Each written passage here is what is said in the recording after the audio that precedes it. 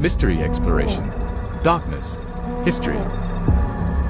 Darkest side. In September of 2025, a courtroom in Washington, D.C. became the stage for one of the most closely watched legal battles in modern history, a trial that had the potential to reshape not only the tech industry but the very fabric of how billions of people around the world interact with information. At the heart of it all was Google, the company that had grown from two students' garage project into one of the most powerful corporations the world has ever seen.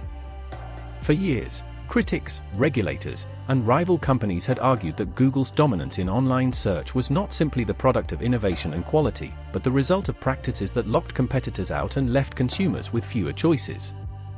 The United States Department of Justice saw remedies that could go as far as breaking the company apart, a remedy that some experts valued at more than $2.5 trillion, making it the largest corporate breakup in history. But when Judge Amit Mehta delivered his ruling, the world saw something quite different. The judge acknowledged, without hesitation, that Google had indeed maintained an illegal monopoly in online search. The evidence was overwhelming, showing how Google paid billions to companies like Apple, Samsung, and others to ensure that its search engine was the default on smartphones, browsers, and devices across the globe. These agreements guaranteed that most people never strayed beyond Google, cementing its dominance and starving competitors of a fair chance. Yet, even as Judge Mehta confirmed the government's accusations, he stopped short of delivering the kind of dramatic remedy many had expected. Instead of ordering a breakup, or forcing Google to sell off parts of its empire like the Chrome browser or its lucrative advertising arm, he opted for a more cautious path. This ruling was a moment of both relief and frustration. Relief for Google and its investors, who had feared that the company might be split into pieces. Alphabet, Google's parent company, saw its stock surge almost immediately after the decision was announced, rising by billions of dollars in value within hours.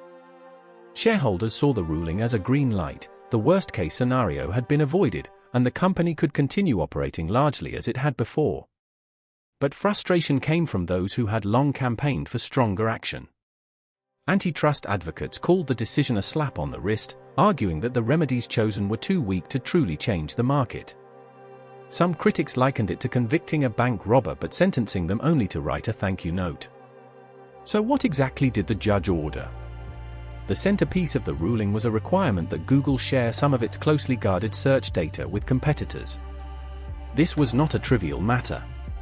Google's strength has never just been in its algorithms but in the oceans of data it collects from billions of searches every single day. That data helps refine results, predict what people want to see, and power the ads that generate nearly all of the company's profits. By forcing Google to share portions of this data, Judge Mehta hoped to give rivals like Bing, DuckDuckGo, and emerging search engines a fighting chance to compete. It was a way of addressing the imbalance without tearing the company apart. But while the ruling aimed to level the playing field, it left intact some of the most controversial aspects of Google's business model.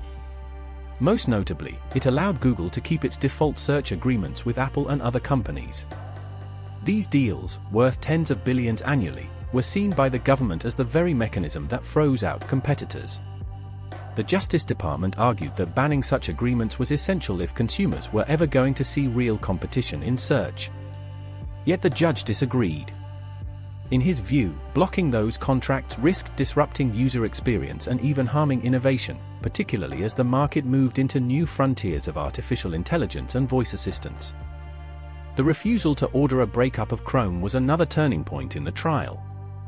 The Department of Justice had argued that Google's control of both the leading search engine and the leading web browser gave it unfair advantages that reinforced its dominance.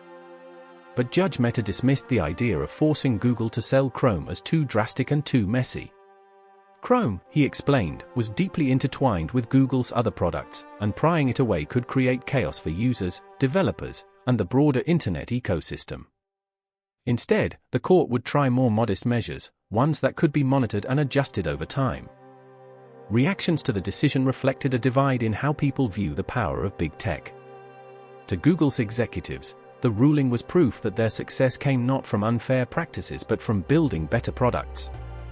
In public statements, they stressed that consumers choose Google because it delivers the best results, not because they are forced to.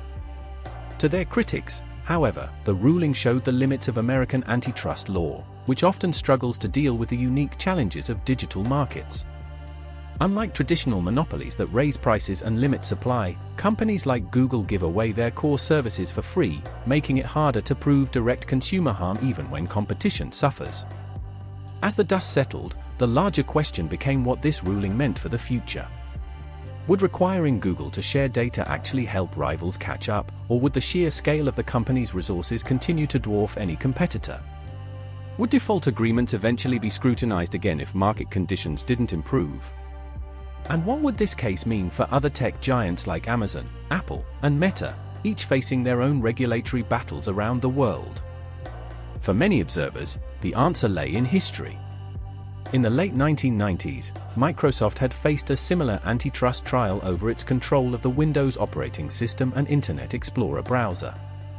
That case dragged on for years, and although Microsoft avoided being broken up, the remedies imposed, combined with shifts in technology, opened space for new competitors, including Google itself, to thrive.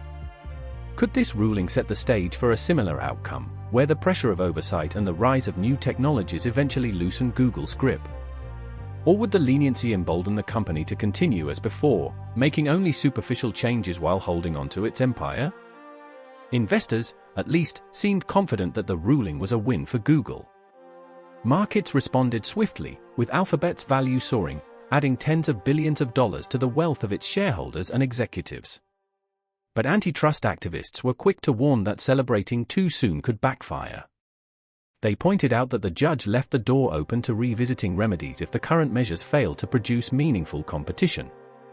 In other words, this was not the end of the story but perhaps only the beginning of a new chapter. Around the world, regulators in Europe, Asia, and other regions watched closely.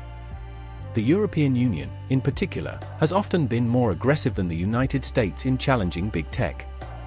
In recent years, it has imposed massive fines on Google, forced changes to its advertising practices, and introduced sweeping laws designed to limit the dominance of digital platforms.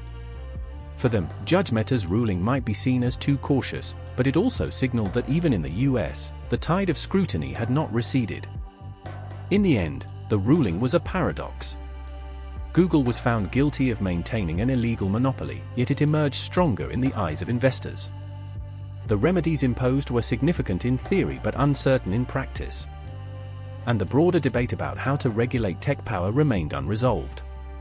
For everyday people, little changed overnight. They continued to type their questions into Google, scroll through results, and click on ads. But beneath the surface, a quiet experiment had begun, one that could shape the future of the internet itself.